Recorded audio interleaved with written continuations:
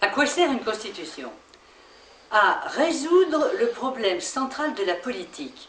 Cette question centrale, c'est la question de la souveraineté. Qui exerce le pouvoir souverain?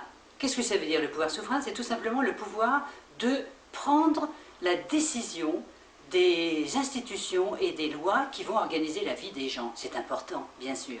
Alors, on n'a pas 36 solutions pour organiser et concevoir la souveraineté. Il n'y en a que 3. La souveraineté d'une seule personne, la souveraineté d'un petit groupe, ou la souveraineté du peuple. C'est évidemment la troisième solution, qui est la solution qui ouvre sur la démocratie.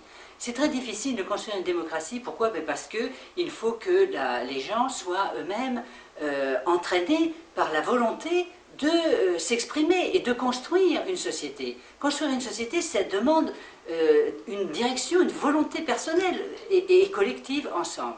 Et comment organiser cela? C'est précisément l'objet des institutions politiques, l'objet central d'une constitution.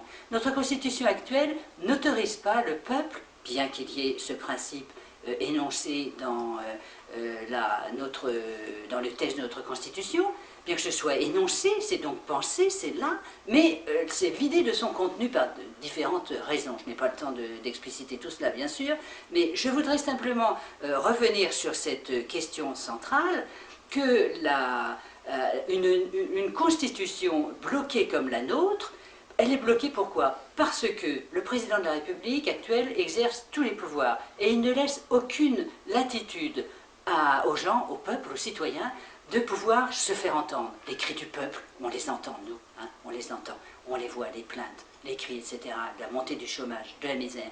Et ils ne peuvent pas se faire entendre politiquement. Et c'est absolument indispensable qu'on y parvienne. La meilleure solution pour essayer de répondre à cette demande réelle qui reste sans voix à l'heure actuelle, c'est de proposer, de lancer l'idée d'une assemblée constituante de façon à ce que le peuple puisse reprendre le débat et l'exercice même de sa souveraineté.